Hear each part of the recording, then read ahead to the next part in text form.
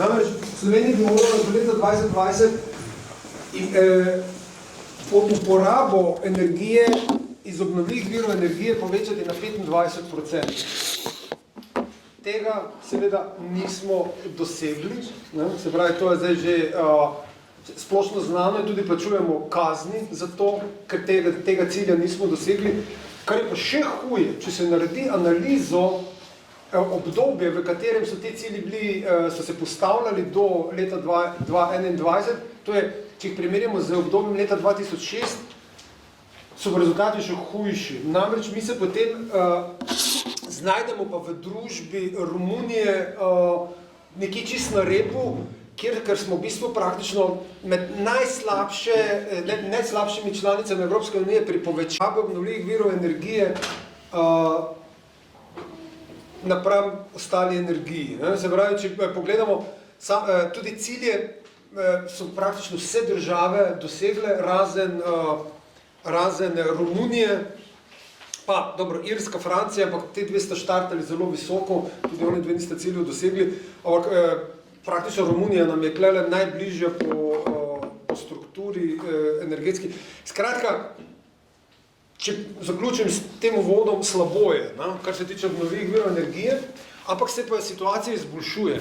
Namreč, v Sloveniji se je začel dogajati velik premik. Se pravi, pojavlja se uredba o samooskrbi, ki je od leta 2019 močno pospešila izvedbo sončnih elektrarn. Imamo zelo veliko samooskrbnih elektrarn, ki si jih ljudje dajo na strehe. 2020 so to uredbo potem dodelali tako, da imamo zdaj energetske skupnosti kot možnost za samooskrbo. Skratka, doživljamo neke pozitivne spremembe, imamo nekaj zelo zanimivih projektov, kot sem že omenil klele v Kopru, sončna zadruga Koper, z projektom v Svetem Antonu, imamo projekt v Hrastniku,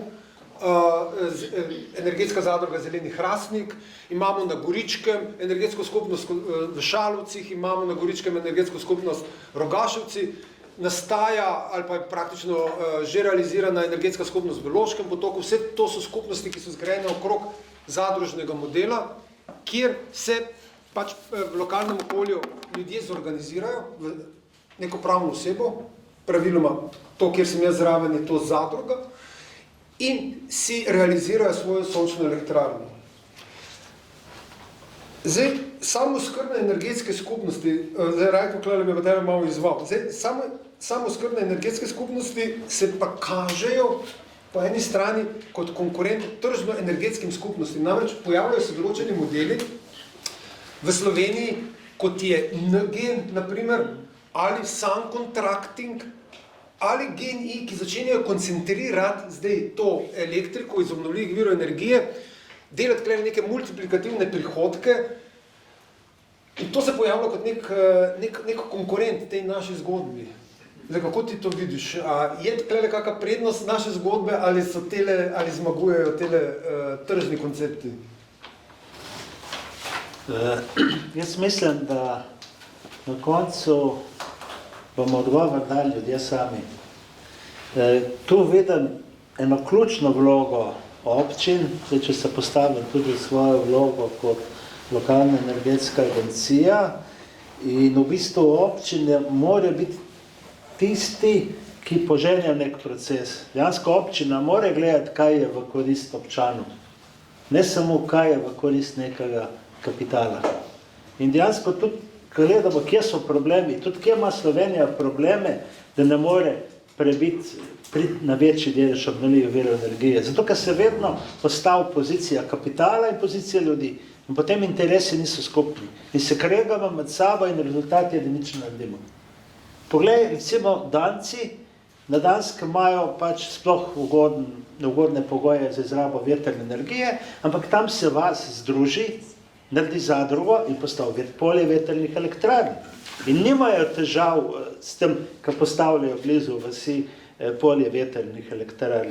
Pri nas se pa gre z pozicije, da bi nekdo gledal ozko samo kapitalski interes, donos, in v bistvu niso vključeni ljudje. In tu imamo priliko, ki jo daje sploh če nov zakon o spodbujanju rabe obnovljivih virov energije, da dejansko nastajajo neke energetske skupnosti tudi od spodaj in od zgor. Mi imamo vedno, cilje smo si dali kot Evropa, kot Slovenija, ampak z ukrepi samo od zgoraj in od zdol ne bomo nikoli ciljev dosegli. Lahko jih dosežemo samo, če začnemo v bistvu tudi s projekti od spodaj in od zgor. Projekti, ki zrasejo v lokalnem okolju, projekti, ki reče, ljudje se bomo pa povezali, pa ne vem, bomo naredili nekaj lahko na domač energent kot biomasa, če grem malo bližje, od kjer prihajam, lahko sonce, ampak da se ljudje začnejo povezovati. In tudi, ko gledamo, zdaj se večina smo šli v individualno samoskrbo, pač narediš zase. Ampak zakaj ne bi izkoristil ves potencial, ki ga nek objekt ima? In dejansko narediš to, kot se da narediti, in viške potem razdeliš v neko skupnost. In to je odlična priložnost, ko pogledamo občine javne stavbe. So primeri dobrih praks že, ko se je na šolo postavilo skupnostno sončno elektrarno in nastajajo neke energetske skupnosti. Tako da zdaj tu imamo te prve primere in tu bi jaz pohvalil Koper, to je bil velik korak naprej. Čeprav gre za zdaj eno zelo majhno zadrugo, ampak velik korak naprej. Zato sem prej rekel, tudi Darki, par let nazaj, ko se je ta projektni predlog pisal na SC, smo mogli že napisati noter sončno zadrugo, ne? In je bilo tisto tveganje bolj, ne?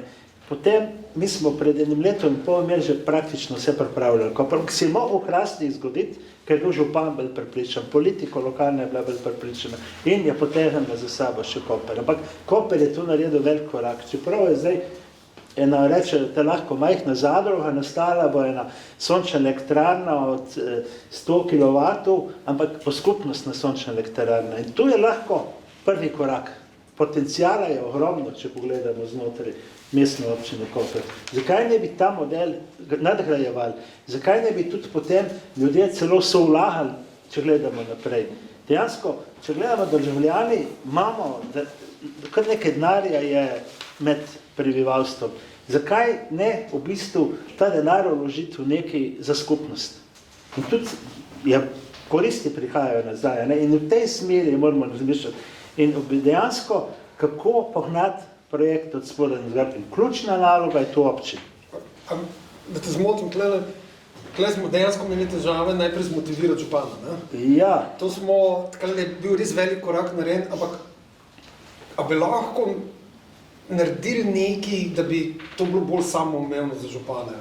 Energetska skupnost, zdaj se sicer to prebuja pri županih, jaz to vidim, jaz se dosti hodim okrog, to se prebuja, samo a je kaj še za narediti, da bi vsi slišali to? V bistvu po občinah se dogaja, ne?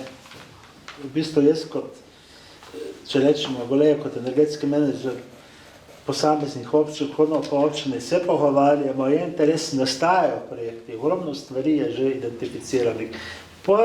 Pa rabiš nekaj, da dejansko tisto odločitev gremo, ne? In tu mislim, da največ naredijo primeri dobrih praks. Da dejansko ti na primeru dobrih praks pokažeš, in če vzamem kanal ob Sočine, jaz sem selil Zadrugo, ne? Ker sem videl, da Zadruga na gre, smo rekli, ok, bomo pa tretjo osebo vzeli. Ampak dejansko, zdaj če pogledamo, občina Kanal ima tiste sončne elektrarne, ki smo preko javnega poziva naredili, ceno elektriko 88 € brez DDV-ja, megavatno uro, ne? Uredba je postavila pa 185, dejansko tista, ki je znižala, da ne bi bila še višja, ne? Pa ni nič vložila občina, je v bistvu tretja oseba. Ampak, čeprav so pol naredili ravno tako energetsko skupnost, pa povezali noter vse šole, pa čistilne naprave, pa tako, lahko bi tudi občane, ne? Ampak to je bil en korak. Cilj je pa bil, dejansko res tisti smo ga nastavili tudi skozi delavnice po marsikšni občini, da gre za neko energetsko skupnost, kjer je sicer pobudnik občina, ampak se vključuje tudi občane. Skratka, občine tukaj vidimo kot pomemben faktor. Jaz jih vidim kot pomemben faktor na lokalnem nivoju. Darka, ti si predstavnica občine, tukaj vidim, da smo treba. Kako pa ti vidiš svoj vlog, ali pa kako intimno čutiš, ko vidiš energetska skupnost, ali ti to sploh kaj dogaja, ali pač to samo del službenih obveznosti na občini? Mislim, da je bil kar velik izziv, no, tudi v moji osebnostni. Absolutno se mi zdi, da nekaj, če si zadaš, da moraš pač to doseči. No. Tako da res smo vložili veliko truda v samo izvedbo tega projekta, jaz bi ga omenila, no, NSC projekt je bil to, v okviru katerega smo v bistvu postavili te temelje za postavitev oziroma za ustanovitev prve sončne zadruge. Skupaj z Golejo in z Tomažem smo nekako orali ledino, smo šli čez vrsto korakov, da smo prišli do zaključka, da smo ustanovili to sončno zadrugo. Najprej je bilo treba seveda to zakonodajo pregledati poglobljeno, ker se je takrat bilo neko tranzitno obdobje med staro in novo zakonodajo, tako da nismo v bistvu vedeli, po katerem modelu bo najbolj ugodno za recimo zadružnike, njihova priključitev k zadrugi. Potem izziv je bil tudi najti pravo stavbo, ki bi jo lahko ponudili tej zadrugi. Tako da že tukaj smo imeli neke izzive, kam se v bistvu usmeriti, na katero šolo, mogoče katero krajevno skupnost, da so ljudje mogoče malo bolj povezani, da bi potem bilo to tudi neko vodilo, da bi bila zadruga uspešna. Kaj pa na sami občini, kako bi tam potekali to? Na občini, ja, jaz mislim, da bi po mojem mnenju, no... Ti si prva, ki si nas obvestila, da mogoče pa ne gre vse tako gladko čez, ja. Ne, pa smo morali angažirati konjenico. Tako, ja. Pač vodstvo sigurno bi dalo nek bolj zagon temu, da bi se mogoče stvari tudi prej odvile, kot so se pol na koncu, recimo, da se je tudi išlo, ker mi smo v bistvu pri koncu projekta nismo imeli doseženega cilja ustanovljene zadruge, tako da smo mogli obrazloževati, zakaj ne. Ampak ja, ljudi ne moreš prepričati in jih prisiliti v neko tako obliko. Ampak potem nam je uspelo, no. Potem, kot si prej pomenil že sam, je bil nek moment, ki pač je župan tudi se odločil, da pač bomo šli, zato ker v zadrugo se je poleg krajanov vključila tudi mestna občina Koper. Torej, v bistvu smo mi vstopili kot en zadružnik. Odločili smo se, da bomo, ker smo videli, da ne dobimo nekako predsednika oziroma nobena oseba, ki je bila zainteresirana za vstop v zadrugo, ni bila pripravljena sprejeti odgovornosti, da bo predsednik zadruge. Nekako so se bali, jaz mislim, da so se bali nekaj novega, ker pač ne poznajo te zgodbe in tudi ni bilo še nekih dobrih primerov praks, no. Zdaj, Kler, bi mogoče samo to izkoristil, namreč, Kler, smo se dejansko mi soočali na občini tudi proceduralno zadruge, ne? Se pravi, lahko občina je soustanoviteljica zadruge, ne? In mi nekako vsi živimo skozi to zadruga, ampak je zadruga res toliko optimalna oblika pravna, ali bi ti si prej omenil, da ste vi klele za društva, ne, tudi strokovnjak na občini, mislim, v Rotundija, ne? Kaj ti misliš o tem? Zdaj, mogoče smo preveč zaslepljeni samo z zadružnim modelom, pa bi lahko klele tudi malo širše pogledali? Ja, jaz mislim tako, ne, vsekakor je, zdaj, če pogledamo tip, ne, spravi tip, ki je primeren za to vrstno dejavnost, zadruga mogoče je res najboljša rešitev, zaradi tega, ker zadruga je v bistvu ustanovljena z namenom povečevanja gospodarske dejavnosti svojih članov, ne. To pomeni, da se po samem zakonu, ne, spravi, da je zadruga na nek način tista, ki pospešuje gospodarsko dejavnost svojih članov. Ne? To je v osnovi zadruga. In zato je sploh, bom rekel, zadruga, kot je recimo tudi sončna zadruga, mogoče ki je to dejansko povezano tudi z neko gospodarsko dejavnostjo, mogoče najbolj primeren model. Ne? Ker če gledamo vse druge oblike, kot so recimo nevladne organizacije, so to več ali manj tudi po zakonu o nevladnih organizacijah, v bistvu neprofitne organizacije, ne? Sej lahko naredimo tudi zadrugo kot neprofitno, ni problema, ne? Ampak v osnovi temeljni namen tega ni pač delovanje na trgu, spravi kot nevladna organizacija, ampak v bistvu za neki širši javni interes. In je po mojem mnenju zadruga tista, ki je pravilna, ne, smer razvoja.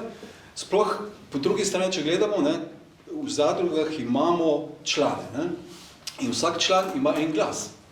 To pomeni, da ne, tukaj pa je zopet verjetnost zadrega pri občinah, verjamem, zakaj? Zaradi tega, ker pa občine so, ali pa javni sektor, je tisti, ki ima še vedno, bom rekel, vodilno vlogo. Ne? To pomeni, k nam je prišlo dosti vprašanj strani občin, ali lahko občina ustanovi socialno podjetje. Ja, seveda, lahko, ne? Ampak ne smete imeti prevladujočega vpliva. O ja, potem pa rajš ne. Torej, ne, nekako je še vedno to, ne? Zdaj smo mi diktiramo tempo, in, ne, ker zadružni model pa izhaja ravno iz tega, ne, že, kot si prej že omenil, ne, zakaj? Ljudje se združujejo zato, ker imajo nek skupen interes. Torej, če imamo mi nek skupen interes in bomo vsi močnejši, recimo, če vložimo neka sredstva in si sami sebi posojamo, kot je, recimo, so bile to kmečke zadruge, takrat, ko smo po Avstro-Ogrsko živeli, ne, in smo rešili kmečko prebivalstvo. Misliš, Janez Evangelist? Tako, ja, ne, če se vrnemo nazaj. Se pravi, če je neka živa potreba po temu, bodo ljudje sami vstopili v to. Ne. Je pa res, da je treba te stvari plastično pokazati. Ne. Kakšne bodo vaše koristi, kaj konkretno boste vi imeli od tega. Ne? Se pravi, mora biti v zadju nek interes. Ne? Če to, bo rekel, v primeru sončne zadruge, da prihraniš pri energiji, ne? Da sodeluješ v neki skupnosti, v neki skupni zgodbi, je to v bistvu tista korist, ki jo člani čutijo in zaradi tega jih dejansko potem tudi na nek način to privlači. Ne? Vedno je potrebno izhajati iz potreb ljudi in sploh, če pogledamo danes, kaj se dogaja s to draginjo in tako naprej, mislim, da tukaj je to nek pravi korak v neko pravo smer. Ne? No, zdaj namreč tele modeli, tudi klasično podjetje je lahko energetska skupnost. Ne? Namreč nam se zdaj začne dogajati. Jaz sem tudi svetovalec prav bankam na področju zelenih prebojev, ki jih začenjajo te banke in zavarovalnice in tudi velika podjetja uvajati v svoje strategije. Govorijo pač o zelenem preboju. In njim je, na primer, pojem zadruge zelo tuj.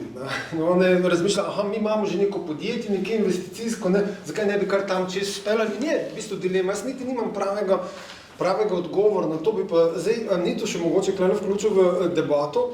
Namreč pri bankah in zavarovalnicah se zdaj dejansko začenja zadnje čase pojavljati tale zgodba, in mi je prav fascinantno, ko jih pišejo v svoje strategije. Ne? In zdaj, v bistvu, sem ugotovil po tem pri Delavski hranilnici, da je kleno v zadnjo direktiva, ki zdaj bila lani novembra, ne, sprejeta, ki nalaga velikim podjetjem, da morajo poročati o trajnostnih vidikih, ki vključujejo tudi ogljični odtis. Ne? In res se dogaja zdaj te zgodbe, kjer tudi drogerij Mark, na primer, on se zdaj obrača na nas, aha, a imamo kako idejo, kako bi oni na to temo nekaj naredili. Ne? Oni sploh tam, ko se gostijo v teh trgovinah od Hoferja, ne, in imajo nekaj dileme. Zdaj, kaj je res na tem? A je kaj na tem ali ni? Kako ti vidiš to? Hvala za vprašanje. Vse je na tem, ne? Upajmo. V bistvu, jaz bi najprej vas lepo pozdravila in hkrati povedala, da se dogajajo v bistvu svetovni cunami, bom rekla, ne, v preobrazbi naše družbe, vseh sistemov, v katerih delujemo, in da gremo v čist neke nove smeri in da se moramo vsi hkrati še učiti. Vse to, kar ste vi povedali zdaj, od tega, kako se združevati kot skupnost, kot na osebnem nivoju, ne, kot katere pravne oblike uporabljati in v bistvu, kako upoštevati 3 dimenzije ključne trajnostnega razvoja, ne, odnos do okolja, odnos v bistvu do gospodarstva kot takšnega in odnos do ljudi. Ne. In to so 3 dimenzije trajnostnega razvoja, ki so vpete v celotne politike, ne, na globalni ravni, tudi na evropski ravni in seveda tudi na nacionalni ravni. Ne, in to Nena tedaj dobro poznate, in seveda marsikdo drug tudi tukaj. Ne, in še kje. In seveda, da bi se to zgodilo, ker v bistvu najprej, jaz se ukvarjam zdaj recimo 19 let že z področjem družbene odgovornosti, ki je na nek način orodje za dosego trajnostnega razvoja. Obstaja tudi standard ISO 26000, ki govori, kako to integrirati v celotne organizacije, vse njene pore, izdelke, storitve. ISO 26000, to je 2010. leta ISO organizacija sprejela kot priporočilo za delovanje. Obstajajo tudi kazalci GRI, ko si izval, kako poročati o tem. To že veliko vnašajo podjetja v svojo poslovno prakso. Velika podjetja z več kot 500 zaposlenimi morajo o tem že poročati od leta 2017. Zdaj pa, kot si rekel, je nova direktiva strani Evropske unije za trajnostno poročanje in seveda tudi upravljanje, ki vključuje vse te 3 vidike, ki jih morajo podjetja vnesti v svoja poročila. Novi standardi za poročanje so že v bistvu bili predlagani Evropski komisiji oziroma potrjeni na ravni Evropske komisije, mislim, da v 18 mesecih oziroma do junija 2023 bodo že velika podjetja z več kot 250 zaposlenimi po novem morala upoštevati te standarde in poročati že za leto 2024, v letu 2025, potem pa tudi majhna in srednje velika že z letom 2026 in malo bojo pa prilagojeni, še en nov paket standardov bo naslednji junij, 24 sprejeta, ki bo pa pomagal tudi majhnim in srednje velikim podjetjem poročati. Ampak to je samo en vidik. Zdaj, ko si pa rekel, ta trajnostna finančna strategija, pa druga direktiva, ki zavezuje pa te finančne inštitucije, kot so banke, vlagatelji, zavarovalnice, in od njih zahteva, da sledijo vsem tem 3 dimenzijam skozi finančne tokove, kar pomeni, da zahtevajo od teh, ki želijo od njih pridobiti določena sredstva, da poročajo o teh 3 vidikih. Se pravi, če boš ti hotel dobiti zdaj kredit za nekaj, boš moral znati povedati, kako upoštevaš pri svojem poslovanju te 3 vidike. In to gre po vseh dobavnih verigah, in vse te podnebne spremembe, ogljični odtisi, prenova zgradb, trajnostna mobilnost, vse to sega, ko si me prej tam v odmoru vprašal, tudi v občine, tudi v lokalne skupnosti, v vse nas, vse nas zadeva, tudi navadne državljani, kako bomo mi kot gospodinstvo ravnali po novem. In to od nas zahteva neka nova znanja, neko transformacijo, ker preobrazbo v bistvu v nas samih, seveda pa se s tem preobraža tudi celotna družba, vsa gospodarstva in tudi naš odnos do narave. Ok, bodimo praktični. Zdaj, meni se dogaja, da mene na upravi delavskih hranilnic sprašuje, kaj pa lahko naredimo, Se pravi, kako bomo mi zdaj nekaj izboljšali, kje so projekti, dajte nam te projekte, A lahko kaj klene združimo, naprimer lokalne energetske agencije, občine, podjetja, kaj bi klene lahko naredili? Moramo, in to je največji problem družbe da vsi samo mislimo, kako je treba zdaj nekaj na okoljskem nivoju delati. Je treba delati, to je posledica tega, kaj bomo naredili, če bomo najprej vedeli, kako to delati. Zato se treba tudi z družbenimi vidiki ukvarjati. In Evropska unija je dala taksonomijo na področju okolja, zdaj pripravlja taksonomijo na področju družbe oziroma socialnih vidikov in vse to je treba znati dobro upravljati. In 3 vidiki, ESG, Environmental, Social and Governance, upravljalski vidik, so v tej finančni trajnostni strategiji. In to zahtevajo Združenje bank Slovenije, recimo že, imate vprašalnik, po katerih morate vse te 3 vidike povedati, če hočete pridobiti sredstva. In tudi na prenovo stavki se to... Rajko, Klele, bi pa tebe zdaj izval, kako bi mi izkoristili to, ker namreč ker ta podjetja, ki sem jih prej omenil, ko koncentrirajo tudi te porabnike, geni, te hodijo k tem podjetjem, kako bi mi za to skupnostno zgodbo, kako bi lahko, naprimer, Klele povezali občino in banko v neko skupno zgodbo? Še eno informacijo, mogoče vmes. Bom takoj prišel nazaj v bistvu. V bistvu samo dodal bom še to, se veš, da zakonodaje se nam vsak dan spreminja. Mi smo tudi interventni zakon in tam je 13. člen, ki je napisal, da če je podjetje v lasti države ali pa če gre za podjetje, kjer ima lokalna skupnost kapitalsko naložbo in če gre za recimo sončne naprave več kot 250 kW, da mora 25% proizvodnje nameniti gospodinstvo. To sem namenoma povedal in zdaj pa če pogledamo, zdaj tu govorimo o nekih velikih pa povsod ima država in po bankah in to je... Ampak veš, kaj je Luka Koper rekla, počakamo. Vem, da je rekla, počakamo. Zato, ker nobeden ne ve, kaj zdaj se čaka, kako se bo zgodba razvila, vendar tu imamo neko osnovo. In z te osnove, če izhajaš, spet bom rekel, je lokalna skupnost tista, ki mora biti pobudni generator, da dejansko dobimo rešitev, kako bomo to realizirali. V Luki Koper, zdaj če se omenil Luka Koper, imajo ogromno površin, na katere bi lahko postavili velike skupnostne sončne elektrarne. Ok, Luka vemo, da je tudi velik porabnik električne energije, bo porabila zase, ampak če govorimo o tistih 25%, koliko bi se poznalo gospodinstvom v Kopru, sploh tistim, ki naš prednost, ko v mestnem jedru ne smejo na svojo streho zaradi kulturne dediščine postaviti sončne elektrarne, da imajo neko korist od tega.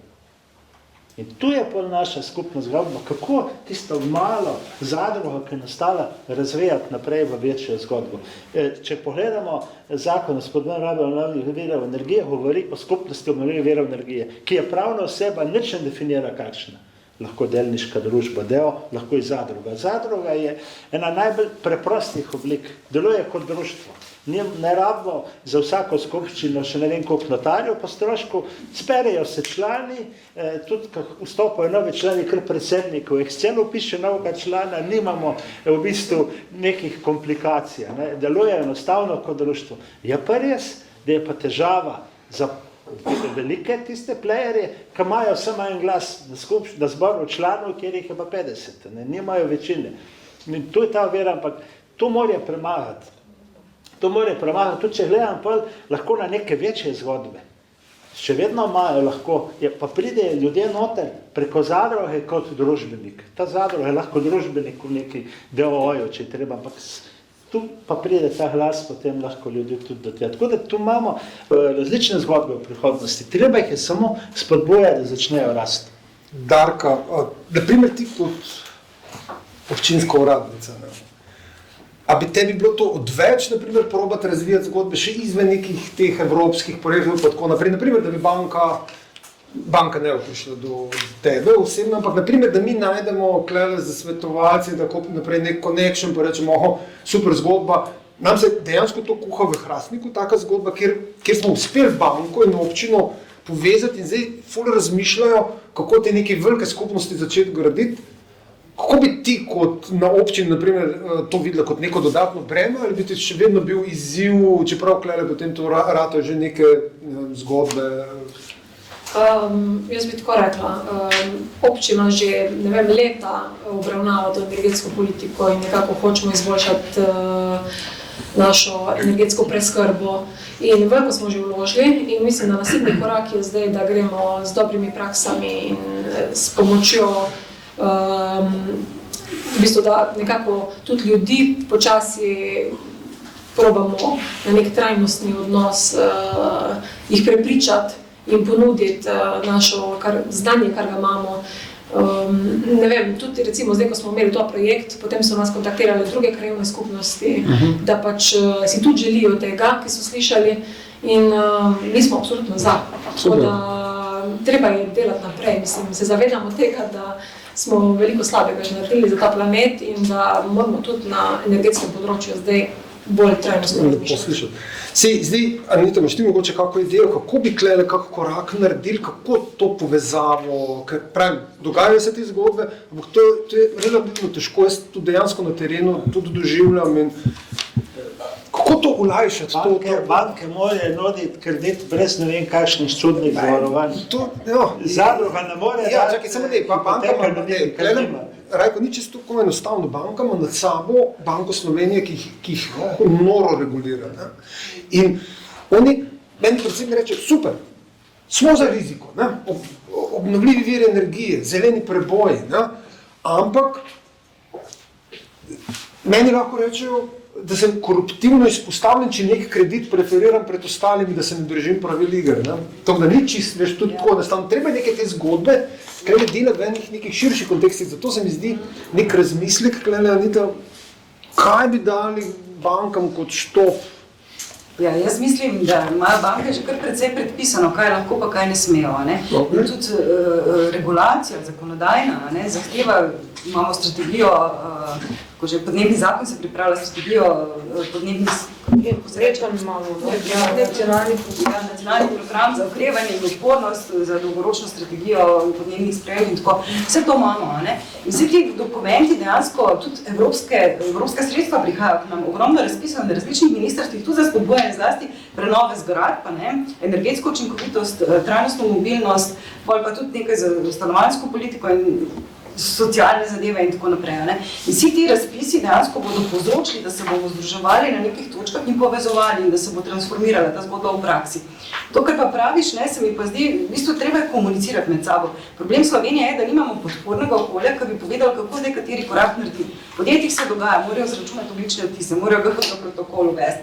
In vse te zadeve, ker to od njih že zahteva zakonodaja, pa še ne vejo kako in se učijo eno drugega. In v bistvu zahteve prehitevajo, kako bi rekla, znanje, ki ga imamo, ne, za to transformacijo, in pa smo vsi malo nestrpni, zafrustrirani ob svojem obstoječem delu, moramo zdaj kar nekaj novega delati, ker je novi mainstream, ne, in ne veš kako. Ja, rešujemo planet, ne?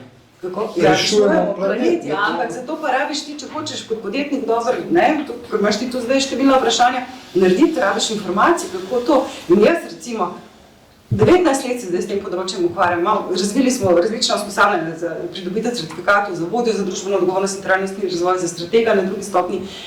Vsakič pred vsako izvedbo se moram ponovno podučiti, kaj je novega, ne, da ne zavajam ljudi z informacijami, ne, ker v bistvu zastarajo vmes, veš, že neka nova direktiva, nov ukrep, kako delati. Ne. Ok, zdaj vidim, da smo se nekako enotni, da te socialne inovacije, ali pa čeprav jaz vidim pač zelo preprosto skozi energetske skupnosti, ne, kjer delamo nek social impact, ali kako bi temu rekli, ki se ga da tudi izmeriti. Vi ste inkubator socialnih inovacij, ne? Ne vem, kako ti Bojan vidiš to, da vidiš kako idejo, kaj banki ponudi, ne? Ko mi sedem naslednjič, ne vem, na upravi, pa me bojo masirali tam, kaj mi lahko rečem, da se da kaj... Mogoče bo Bojan kot... Mogoče Bojan, povej, kaj delati ponudu, pa Bojan... Ja, to je vedno dvosmerni. Ja, vem, ampak če rečemo, da vidimo klele v teh skupnostih nek korak naprej, ne? V temle preboju, ki ga zdaj vsi nekako propagirajo, ne? Jaz bom rekel tako, eno anekdoto bom povedal. Jaz že 6 let hodim na tržnico za Božič kupiti eno božično drevo, ne? Vsakič. In vsakič kupim od enega, ki je tam z Cerknega gor, ne? In vsako leto ga vprašam, kako pa kaj una tvoja mala hidroelektrarna, a si že dobil dovoljenje? Pravi, ja, veš, spet se nekaj zakompliciralo. 6 let. 6 let. A to še ni nič, 10 je. Torej, država postavlja neke politike, ne, kako se moramo obnašati, a v resnici se država ne transformira. Ne, se pravi, birokratski sistem je vedno bolj tok. Ampak klede so nam dali podlago, klede so nam dali to uredbo energetskih skupnostih, država je sprejela zdaj zakon o spodbujanju rabe obnovljivih virov energije, to, kar je omenjal Rajko, ko so dali v ta zakon o urgentnih ukrepih v energetiki, kjer so celo predpisali državnim podjetjem, da mora 25% vseh teh projektov nameniti energetskim skupnostim. Skratka, ne smemo jih spet čisto obsojati. Se pravi, je slabo, ampak na področju energetike vidimo neke pozitivne premike in zdaj mogoče probamo pozitivno razmišljati, kaj lahko zdaj klele mi stuhtamo, zgruntamo, kaj zdaj naprimer tem, ki prihajajo na novo, banke, zavarovalnice in tako naprej, ponudimo kot neko socialno inovacijo. Ja, zdaj to je $1 million question, ne? Zdaj, kakšen model narediti, da bodo vsi zadovoljni, ne? Mislim, ki vedno moraš gledati, če greš v partnerstvo z nekom, ne? Kaj ima lahko tisti drugi od tebe in kaj imaš ti od njega. Tako v to smer. To je v bistvu tisto, kar je... Mislim, mi lahko izhajamo, bom rekel, če so potrebe, bom rekel, nekih skupnosti dovolj velike in če se ljudje združijo, če vidijo potrebo po tem, da se nekaj reši, nek problem, jaz mislim, da se tukaj vedno najde neka pot, no? Mislim, jaz sem ful vesel, da je v bistvu tokrat mestna občina Koper pristopila k temu projektu in je lahko nek primer dobre prakse, ne, kako lahko še drugi v bistvu berejo isto pot. Meni je to super, no, ker dostikrat mogoče malce pljamo za Slovenijo kot tako, ne, ampak če bo več, ko bo tega, več, ko bodo ljudje bom rekel, sprevideli, da je to prava pot, več bo dejansko lahko prišlo do nekih sprememb. Ne? Ker zdaj moramo vedeti, da v bistvu, ljudje smo v bistvu tisti, ki ne maramo sprememb. Ne? In dejstvo je, ne, da v tem času, po drugi svetovni vojni je to zdaj, se ni ravno delalo na to, da bi imeli neke skupine, kjer bi so odločali. To je pač dejstvo. Ne? Pač, in zaradi raznih takih in drugačnih zadev, ki so se dogajali okoli zadrug, ljudje pač nimajo tudi več zaupanja v to, ne? Ker so ga izgubili. Če gremo samo v Italijo ali pa v Španijo, pa kamorkoli iz zadruga čisto drugače dojemana kot pri nas. Ne? Ampak ni to nekaj, kar tudi vi imate v svojem poslanstvu? Mi se matramo to že tako, da delam tukaj. Ja, samo, okay, to v glavah enostavno ne gre tako čez noč. Ne? Pač človek se enkrat upeče in potem drugič ne bo šel na let. Ne? Pač tako je. In zaupanje ponovne vzpostavitve zaupanja, ne da bi karkoli kdo pričakoval, da bo tega, ne vem, da bo kakšen nategnil, ne? To je prva stvar, ki je potrebno zopet vzpostaviti. Ne? Ampak to se Borut, ne, se mi delamo to že 20 let. Ne? Pa tudi mi smo imeli, recimo, ne vem, ko smo na prvo delavnico povabili ljudi, jih je prišlo, ne vem, 30.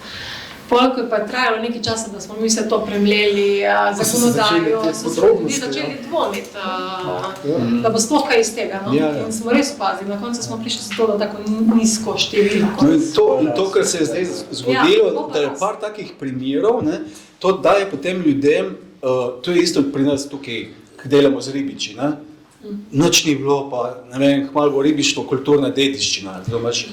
In potem, kaj zdaj? Ne? Ja, treba 2-3 primere, ki jim uspe in potem vsi vidijo, potem bodo vsi šli za to. To je to. Prej, ko si spraševal banke pa zadruge. Mislim, kaj ponudite? Rabimo še 3. člen, državo. Se upravičujem, pokazal sem spet. Država pa lahko naredi nek garancijski sklad za to, da je neko jamstvo, da lahko ta zadruga potem dobi kredit, kot ga lahko dobi, če rečemo, ko smo štartali s konkurenco, bilo kjera druga kapitalska družba. Že ima je že uveljavljena. Tu imamo novo zadruga, ki je nastala z nekim projektom, pride na banko in reče, ja, vi ste novi, nimate bilanc, nimate dobesedno jih ne žene nazaj ven. To je ravno nekaj za to, da bo lahko ta zadruga sploh štartala. Podporno okolje. Možemo spet, da imamo neko garancijsko schemo, kako lahko ta zadruga pride normalno do kredita, dolgoročnega kredita, da bo iz prihrankov vračala kredit in bo lahko zaživela. Kako bo začela rasti? Ampak banka, tedaj ti si se nekaj s tem ukvarjal, ne? Kar dolgo. Čeprav nisi kleli z omizja, ne, ampak vse. Verjetno se bo še kdo ukvarjal. Jaz se upam. Cikli se vedno ponavljajo, ampak so cikli 6-7 let nazaj. Ne? In zdaj bo zelo podobno na področju stanovanjskih zadrug, ki bodo prihajale energetskih zadrug, delavskih prevzemov podjetij, delavskega lastništva. Prišli bomo do tega, ko smo pred 5-6 leti bili, takrat je bilo točno takrat ste povedali. Rabi se, banka rabi garancijski sklad. Ali je to delavski prevzem, ali je to energetska zadruga, ali bo to stanovanjska zadruga. Zaradi tega, ker ne bo mogla, tudi če bo hotela dati kredita. In tu mislim, da je to neposredno treba nasloviti dejansko na državo in kolikor vem, koliko spremljam v to smer tudi država pa ministrstva, to ministrstvo, ki ga Mesec vodi, ministrstvo za gospodarski razvoj, bodo šli to smer. Čakaj, ministrstvo za ta solidarno prihodnost? A tole, to ni Mesec, to je to drugo. A ni? Imamo tudi to rad za zdaj? Ampak hočem smo drugo, kaj banki ponudi? Ja. Predsednik uprave Delavske hranilnice v času poskusa delavskega prevzema ali pa rešitve podjetja Armal v Mariboru, je takrat, točno ko smo se pogovarjali, tam so prišli zaposleni takrat na sestanek in so rekli, mi bi to želeli, so povedali, kaj oni želijo, da so pripravljeni tudi fizično vložiti. Je rekel, vse v redu, vse tole, ampak naš interes bo, da boste pač svojim 200 članom za delavski prevzem povedali, da bodo postali naši komitenti. A to je bil še Stegne ali zdaj že to? In to je bil neposredni interes banke. In jaz tu vidim, da tiste banke, ki bodo to razumele, bodo k sebi privabile pač komitente in to je nekaj, od česar banke živijo. Ne? In to je lahko. To je res. Okay, to je res. Kaj je še Jaz mislim, da boljšega trenutka, ko zdaj ni. Ko govorimo o zaveščanju in govorimo o trenutku, je zdaj to ta trenutek. Ker jaz se bojim, da se bo zgodilo naslednje. Bo prenehala vojna v Ukrajini, energetsko se bomo spet malo okrepili in potem ne bomo več o tem govorili. Pol planet se bo še naprej kuhal. To je isto, jaz gledam kot za epidemijo. V epidemiji smo se hitro naučili, kako kihati v rokav, kako se dezinficirati roke, kako nositi maske. Zelo hitro smo se prilagodili. Pa je bilo malo po direktivi, bolj ali manj je bilo bottom-up, ker smo se ljudje zavedali, da tukaj obstaja neka nevarnost. Danes energetsko smo vsi v zagati. Tako posamezniki kot lokalne skupnosti. Cena energentov raste, kar pomeni, če ne bomo ukrepali zdaj, ne bomo nikoli. Zaradi tega meni to všeč, mislim, čakati na državo, jaz se opravičujem, imam že toliko kilometrov za sabo ali pa let, recite temu, da ne verjamem v hitro reagiranje. Ne verjamem. Zaradi tega, ker ste sama povedala, bom šel preštudirati, pa bo že nova direktiva, pa bom morala spet študirati, pa spet nove strategije, pa ker se ve, kako te stvari gredo. Zaradi tega mi je všeč ta Lebanova zgodba bottom-up, kar pomeni, dajmo začeti od spodaj. Od spodaj interes zagotovo je, če je problem garancij banke gor-dol, obstajajo regionalne garancijske sheme za podjetništvo, za ne vem kaj, se da tudi, če je interes lokalne skupnosti, da ne rečem regije, nažalost nimamo pokrajin, ki bi lahko bila to krasna zgodba za pokrajinski projekt, se po mojem da, tako na občinski ravni, če je interes, ne vem sicer kakšen impact ima to na lokalne proračune in tako naprej, spet so druge filozofije in zakonitosti, vse to da narediti.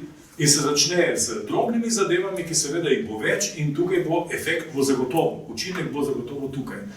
Če bomo čakali in se bomo pogovarjali, nikamor ne bomo prišli. Točno to, pardon, da skračim spet besedo, se nam je dogajalo zdaj 19 let, gospodarstvo je prehitevalo vse ostale sektorje, nevladne organizacije smo malo pozarjali, ampak nismo imeli moči, gospodarstvo pa bilo najbolj prodorno na teh področjih. In so se že z družbeno odgovornostjo vrsto let, tudi strokovnih združenj začeli ukvarjati.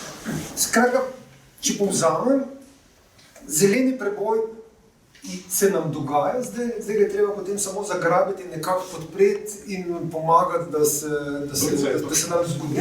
Zato, kaj če to govori premier, pa če to govorijo na ministrstvih, se pravi, vsi zdaj so polna usta tega zelenega preboja, to je res, da se absolutno strinjam, energenti grejo v luft, posluh je, tukaj prihajajo neki KPI-ji, ki bojo podjetja morala Že zahtevajo v dobaviteljskih verigah od njih, da poročajo, kaj uporabljajo, da so verificirani podatki strani tretjih oseb, da se vodstva zavežejo v podjetjih, da bojo delala v tem duhu trajnosti in tako naprej.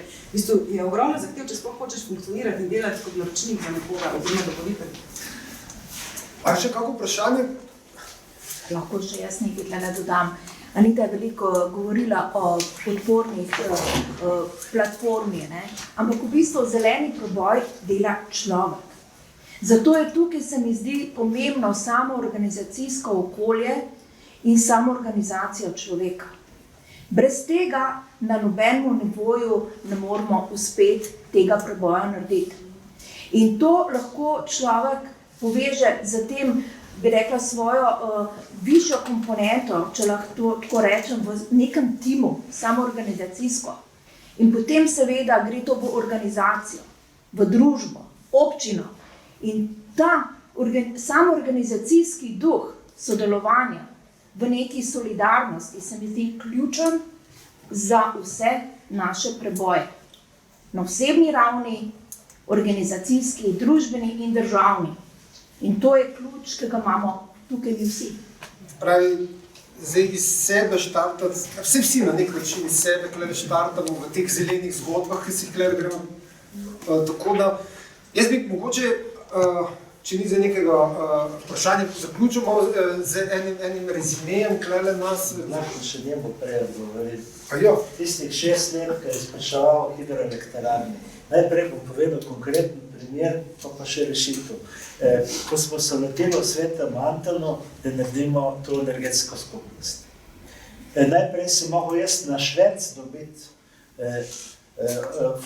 ortofotoposnetik nizkonapetostnega omrežja, da smo videli, katera transformatorska postaja pa katere hiše je gledal skupaj. Pa sem pa na občini iskali, kdo so tisti tam v tistih hišah. Tako smo se šli in smola je bila v tem, da tisti, ki so bili najbolj zainteresirani, so bili v sosednji trafopostaji. Ampak, ko smo šli biti prvič, pa tega nismo vedeli. Obstaja pa uredba o kontaktni točki in tam je 14. člen, ki govori, da kontaktna točka lahko sodeluje z lokalnimi energetskimi organizacijami, to smo pa videli.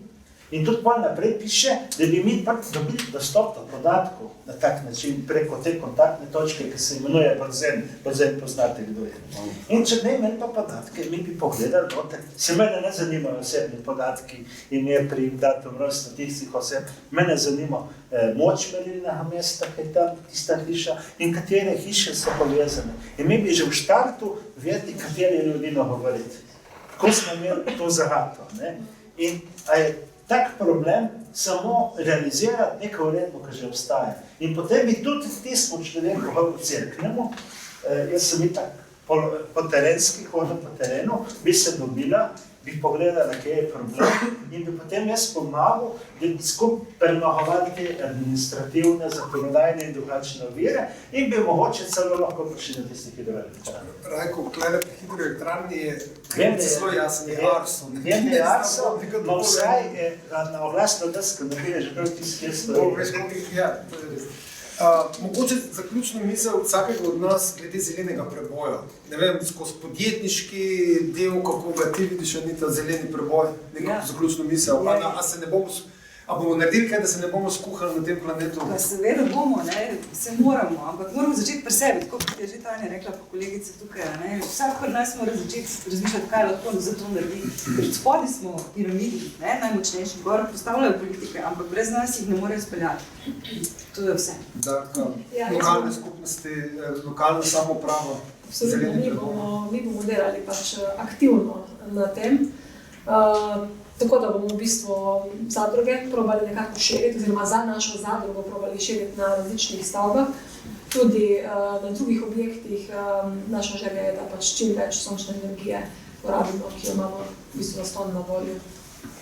Ja, kot sem že prej povedal, samo projekti od spodaj do zgor bodo lahko v bistvu pogoj, da dosežemo cilje na področju obnovljivih virov energije in učinkovite rabe energije. Brez tega lahko pišemo strategije, nacionalne načrte, ampak cilju ne bomo dosegli in bomo še naprej raje kupovali od Čehov, manjkajoči delež obnovljivih virov energije, kot da bi ta denar namenili makati spodbudam zadrugam, da bi jih naredili.